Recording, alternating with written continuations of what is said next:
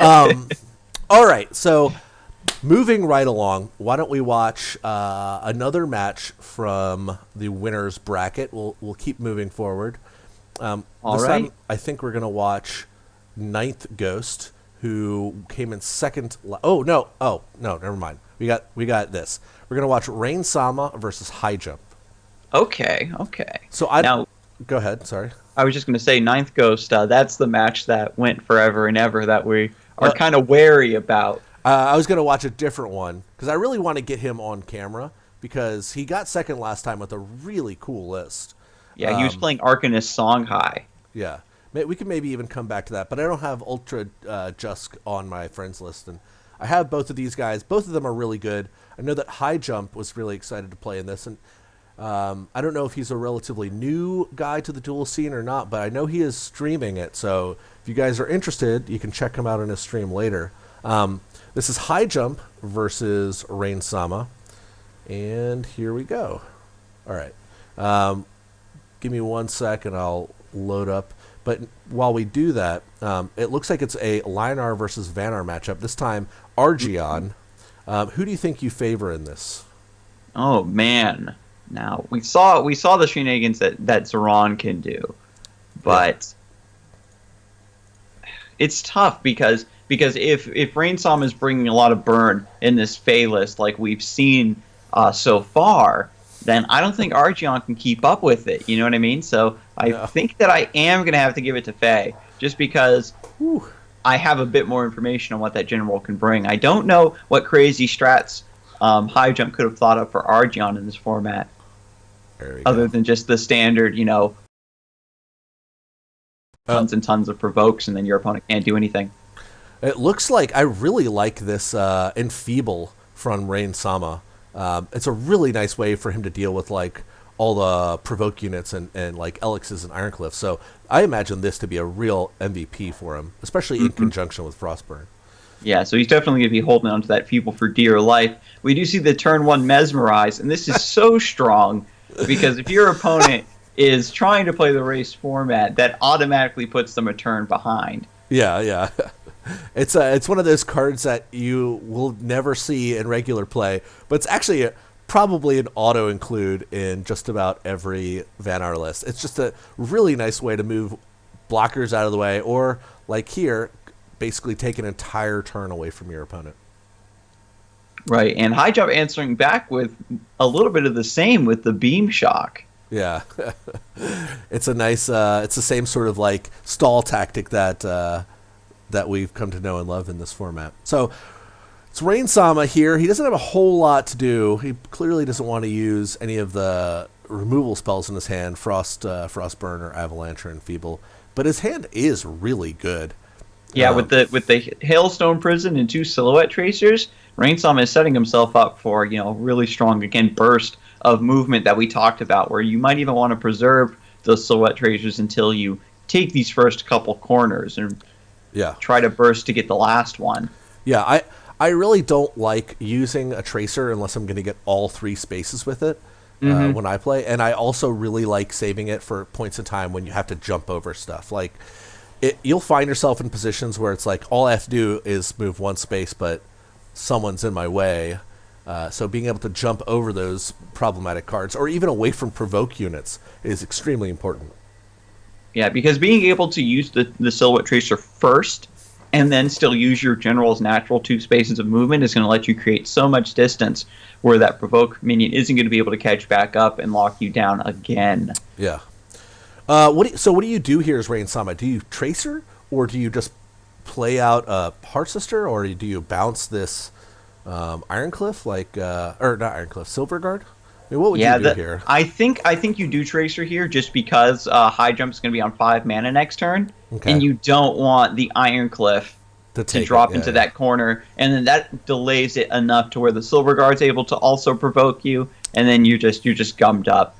If he does drop an Ironcliff at this point, at least you already got the corner, and you know what I mean. You can begin moving to the other side of the board as you're dealing with those threats, rather than fighting for just 1 space. Yeah, a really heads-up play, I think, by High Jump. He's putting his Silverguard Knight in a position, so if he had moved it forward, Rainesama could have walked forward and then Tracered just way past it. So this is a really nice placement. Even if Rainesama moves forward 2 spaces and plays a Tracer, he's still going to be provoked moving after that. So we might see that anyway, but it's going to leave him in a pickle in a turn. So right, because he can Tracer here and hopscotch over, but he's locked down. Rainesama, I think, is going to try to just Hailstone alongside this next turn. Yeah, I then agree. He can you just Hailstone and then Tracer again to get into the 3rd corner. We'll see if Hijump probably predicts this tactic after seeing him Tracer into a provoke like this, and might even play another minion to make that a much more awkward play for him. Well, yeah, he's got Ironcliff, so he can move down, take this last corner, and then Ironcliff into the top right to stop it. So at that point, actually a really good play would be to Enfeeble and then Warbird. You get to deal with it just easily like that. Mm-hmm. All right, so let's see. And Ironcliff Guardian, with the 10 HP, Hijump might not necessarily be playing around the Warbird, right? You don't care about the Ironcliff taking 2 incidental damage that way. Yeah. Well, I can tell you right now that I wouldn't be playing around it regardless, because I don't think I've ever willingly or unwillingly played around Warbird, so... I think I've taken more hits. I think my minions have taken more hits from Warbird than anyone else's. Just like, ugh, God, you got to be killing me. It's one of those things that just never clicks. I absolutely agree. Yeah. So here's what I do in this situation. I think I Enfeeble. I Silhouette Tracer I Hailstone Prison one of my Tracers, and then I Warbird, and then I just attack this 1/1 that's next to me. And you just get to take your time, slowly, walking across the board. You're so far ahead of your opponent at this point in time. It's, I don't know. I don't think you have to worry about getting in that final, this upper right corner like right this second. That is, especially when you have such a large lead, you can begin to start not only to set up for your final push, but you're able to put the pieces in place that really stifle your opponent stopping you, which is very, very key. Ooh, actually, this is a great play. He should move his Silhouette Tracer forward, Hearth Sister the Tracer onto the mana tile, so he gets the mana, so then he can Warbird. Or I guess he doesn't even need to Warbird. If he just clears this out of the way. Yes. Ooh.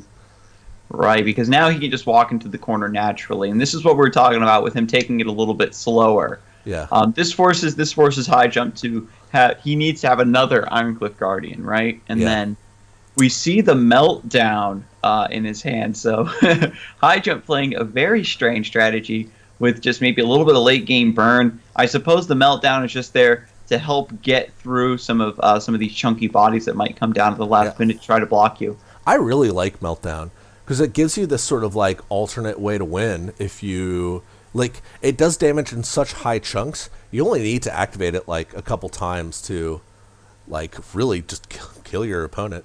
And at the same time, it can clear a lot of stuff out of your way. And generally speaking, we haven't seen huge swarms outside of decks specifically dedicated to that. So Meltdown does have the potential against a deck maybe like Vanar, where they're only going to be playing 1 or 2 very small minions. And then the Meltdown's just going to be doing work that way. Yeah, I kind of like I kind of like this play.